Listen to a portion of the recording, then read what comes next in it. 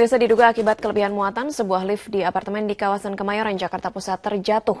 Belasan warga negara asing yang sedang berada di dalam lift pun terluka dan harus mendapat perawatan.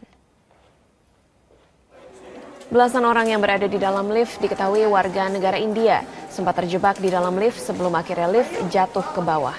Sekitar 14 warga negara asing ini harus menjalani perawatan intensif di Rumah Sakit Mitra Kemayoran karena mengalami patah tulang akibat kerasnya benturan. Korban merupakan penghuni apartemen Taman Kemayoran Kondominium. Menurut pihak petugas keamanan, insiden diketahui setelah terdengar bunyi yang sangat keras dari ruang basement parkir kendaraan. Setelah diperiksa, suara berasal dari salah satu lift yang diduga terjun bebas dari lantai 6 menuju lantai dasar. Tidak ada korban jiwa dalam peristiwa ini. Meski demikian, pihak Polsek Kemayoran langsung memberikan garis polisi dan menunggu laporan identifikasi Polres Jakarta Pusat untuk mengetahui apakah insiden ini murni kecelakaan atau karena perawatan lift yang kurang baik. Mengalami luka apa aja ini kan? Patah ya. Lu dari lantai 8 langsung ke bawah ini. Itu penghuni semua apa gimana? Ada yang penghuni, ada yang tamu layak itu. Di mana bahwa ini Presiden Jokowi yang Pancasila di Lubang Buaya, Pondok Gede, Jakarta Timur. Kita langsung bergabung bersama rekan reporter Dade Salampesi yang akan melaporkan langsung dari lokasi acara. Dade, apa pesan utama dalam peringatan Hari Kesaktian Pancasila? Iqbal, untuk peringatan Hari Kesaktian Pancasila 2015 ini, pemerintah mengambil tema kerja keras dan gotong royong dalam melaksanakan Pancasila. Selain itu, untuk peringatan setengah abad Hari Kesaktian Pancasila di Republik Indonesia ini juga digemborkan atau disosialisasikan slogan Pancasila adalah kita. Slogan ini dimaksudkan agar setiap warga negara ataupun bangsa Indonesia tetap berpegang teguh kepada ideologi Pancasila. Dan jika melihat sejarah, memang Hari Kesaktian Pancasila ini mulai dirayakan mulai diperingati pada 1967, saat itu di era pemerintahan Presiden Soeharto, yaitu Presiden kedua Republik Indonesia, yang mengeluarkan keputusan Presiden nomor 153 tahun 1967 tentang Hari Kesaktian Pancasila. Dan upacara peringatan tadi dimulai tepat pada pukul 8 pagi waktu Indonesia Barat dan berlangsung sekitar 20 menit, dipimpin langsung oleh Presiden Republik Indonesia Joko Widodo sebagai inspektur upacara. Dan peringatan tadi dibuka dengan menyanyikan lagu kebangsaan Indonesia Raya, disusul dengan pembacaan naskah Pancasila oleh Ketua MPR Zulkifli Hasan. Usai memperingati Hari Kesaktian Pancasila, Presiden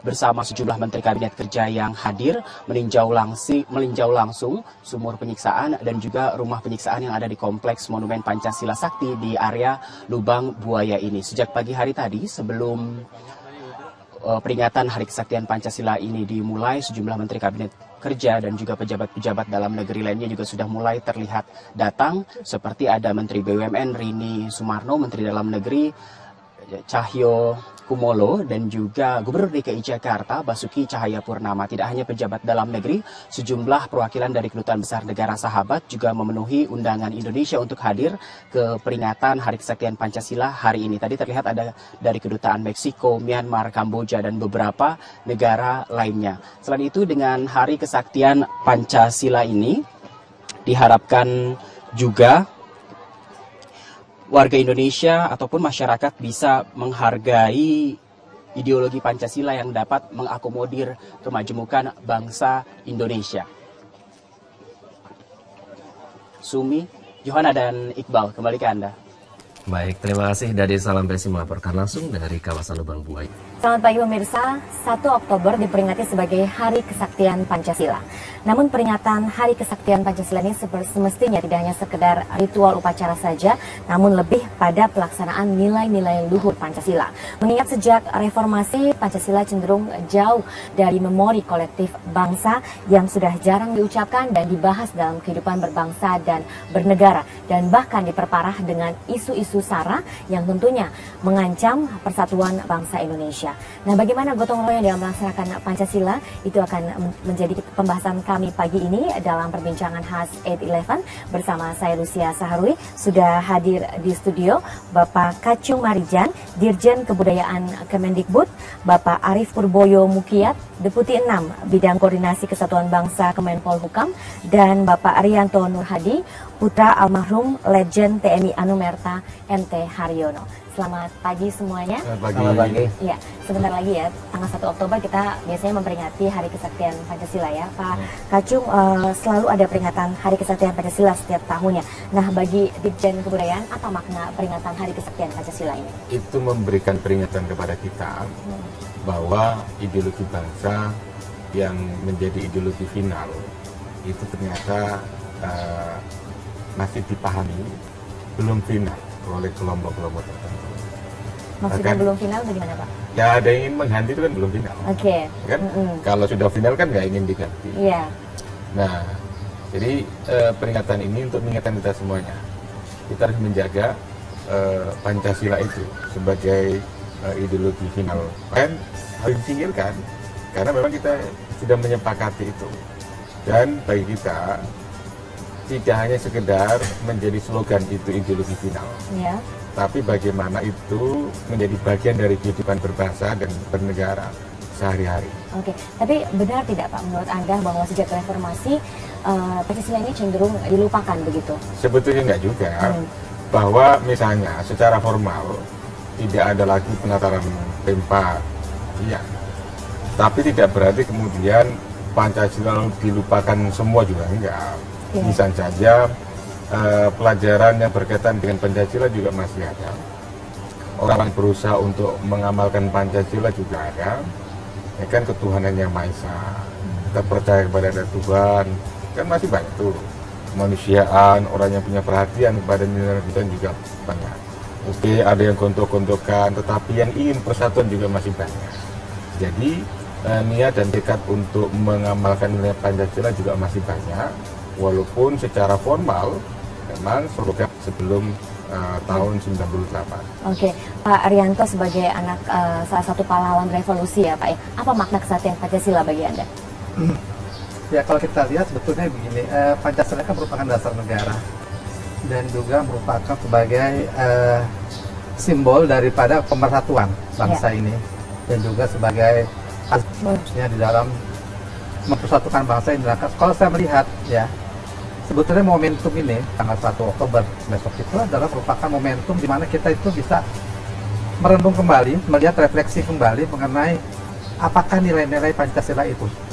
Ya, karena kalau saya melihat sekarang ini di dalam kehidupan bermasyarakat keseharian itu, sepertinya nilai-nilai itu kurang gitu loh. Nilai luntur begitu ya Pak ya. Dan ini harusnya kita cobalah kita merenung kembali dan kita melihat lagi ya. Kita kadang-kadang setiap tahun sekali ya, coba kita lihat lagi apakah makin baik apa tidak gitu loh. Nah, itu yang kita kira seperti itu. Bisa berbagi mungkin apa yang Anda rasakan pada setiap peringatan Hari Kesaktian Pancasila, Pak Arianto? Kalau saya begini, ini merupakan arti khususnya bagi keluarga kami di sini. Ya, jadi selain juga merayakan Hari Kesaktian Pancasila, dari kami itu merupakan suatu apa ya namanya ya, suatu kesedihan sebetulnya ya. Walaupun ini peristiwa ini terjadi 50 tahun yang lalu ya, tetapi masih sangat ingat sekali mengenai kejadian seperti itu ya.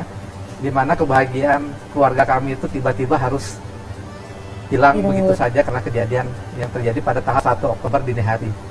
Jadi untuk kami itu adalah merupakan perhatian khusus gitu loh. Ya, itu mungkin yang bisa saya sampaikan. Oke, Pak Arief, kesaktian Pancasila. Tapi banyak wacana yang mengatakan bahwa Pancasila benar.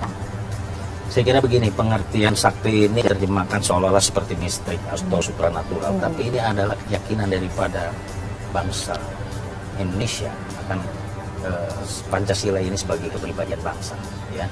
Jadi momentum saya katakan 50 tahun Mas ini kita bertekad bahwa negara kita ini kan untuk berdiri selama-lamanya. Bahwa ini 50 tahun berjalan, kita juga merefleksikan bagaimana berbagai gangguan, tantangan pada Pancasila itu sendiri. Karena itu tadi sudah disebutkan bahwa kita ini Pancasila-nya sudah final. Ya. Jadi sudah 70 tahun Indonesia merdeka. Mari kita bersatu. betul-betul dengan Anda berpikir lagi, kita tidak ingin mengulangi tragedi nasional karena akhirnya merugikan semua tuh anak bangsa. Jangan dipersoalkan lagi Pancasila itu. Bagaimana justru tantangan kita adalah mengimplementasikan nilai-nilai Pancasila itu di dalam kehidupan bermasyarakat, berbangsa dan bernegara. Nah, kira-kira apa yang perlu diwaspadai Pak bila Pancasila ini semakin jauh dari memori bangsa? Ya, inilah kita perlunya melakukan revitalisasi kembali Pancasila. Sebagai kita akui tadi, kalau bicara MPR nomor 18 tahun 98 yang mencabut P4, ya, bagaimana dulu pengajaran tentang Pancasila itu memang dikesankan dogmatis, ya, bahkan indoktrinasi sekali, sehingga itulah yang dikatakan tidak memberi ruang demokrasi. Dan ketika kita memasuki reformasi, gelombang demokratisasi yang terjadi. Mohon maaf saya katakan istilahnya, kebebasan di ruang demokrasi inilah cenderung seperti dalam tanda kutip berlebihan. Padahal Pancasila dan Undang-Undang Dasar 45 secara tegas tidak ada kebebasan yang mutlak. Tegas itu di pasal 28J, ya, bagaimana kita harus menghormati norma, kepatuhan, kesusilaan. Jadi ada batas-batas. Jadi kalau kita bicara demokrasi yang menjadi sekarang tren, ya, tetap harus bersanding